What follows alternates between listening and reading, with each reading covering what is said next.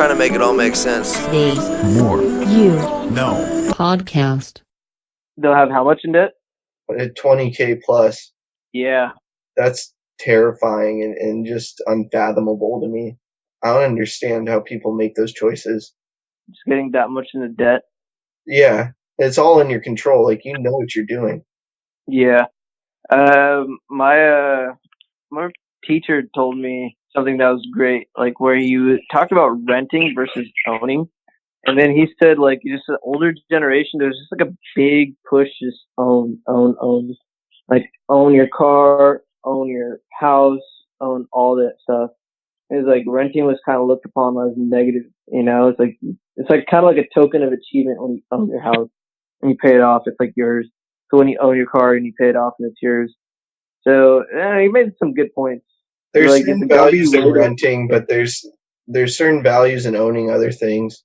And then there's certain things where it's like, it makes no sense to lease a car. It makes no sense to buy a new car, though, either. Yeah. Like, if you're rational and logical, there's no reason to buy a car anywhere else but Craigslist. Yeah. Leasing a car is hella good, like, for a lot of people. Like, people who live in Santa Barbara and don't really go outside of Santa Barbara, and they just kind of stay in this radius.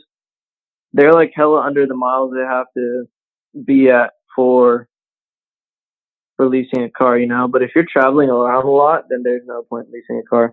Well, you're never going to get you're always going to be spending more when you're leasing a car, even if you're somebody who's barely driving any miles in a city where you're just driving throughout town. Because what would their payment be, for example? For leasing? Yeah. Depends on the car, and depends on the lease deals that are happening.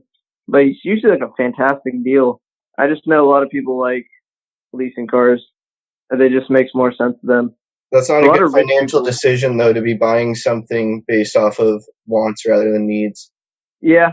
Like, what's the price of just throw out a average lease number, like one that you would deal with at Toyota, a monthly?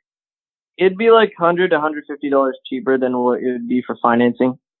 But no, what would the number be? Like, what's the range? A month or? Yeah, monthly. Or overall? No, monthly. Oh, a month? It'd be like, depending on the car, like on average, the Camry would probably be like $200 to $300.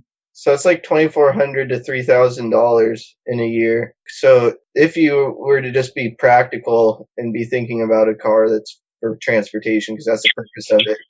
Like, my car that I purchased in 2014 was $3,400.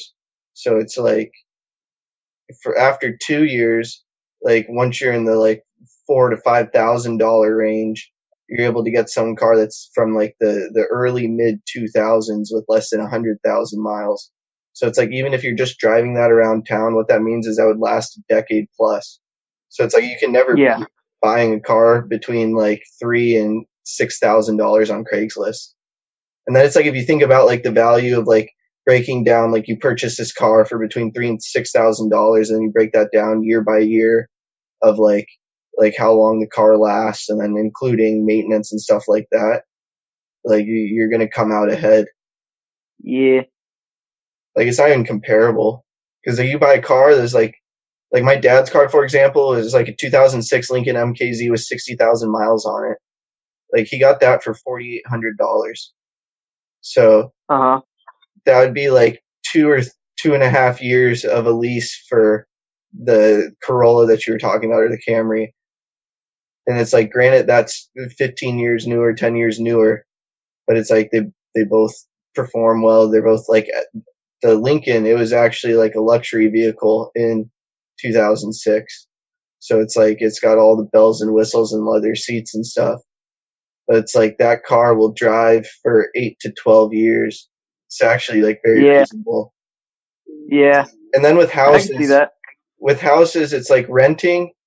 It makes sense depending on the market and depending on where you're at. Like, in a lot of places, it makes sense like to rent and not buy a house and not worry about a mortgage and everything.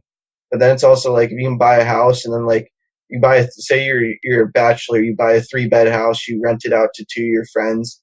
Like, you're the 2 friends who are renting out those rooms, that pays for like 3/4 or all of your mortgage.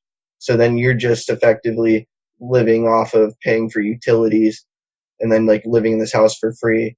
or like you get to a point where it's like housing is really cheap because it's a terrible market, so you can get a house for really good value for the price, and then like 5-10 years down the road, like you 10x what it's worth.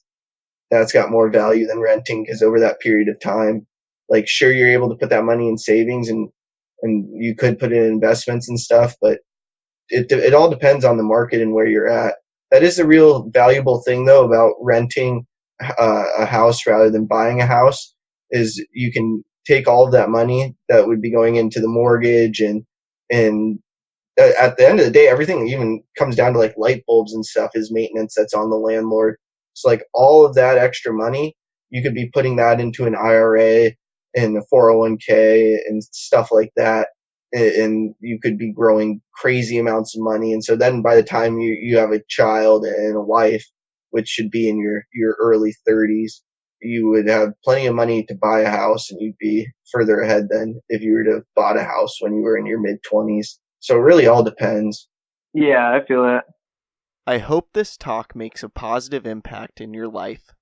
Please subscribe to the podcast wherever you are listening or watching it. Check out other episodes, leave a review, and follow us on social media at More You Know Pod. Also, please don't forget about our sweepstakes. Retweet a clip with the hashtag The More You Know and New Podcast from our Twitter for a chance to win a signed copy of my upcoming book, The More You Know, coming this fall. Tag 2 friends in the comments on a clip on Instagram for a chance to win a brand new copy of Dean Graziosi's Millionaire Mindset or Ed Milet's Max Out. Like us or share a clip on Facebook for a chance to win a book I have read that highly inspired me, signed by me with an inspirational message. Again, thank you for listening as we propel with podcasting through the More You Know. I'm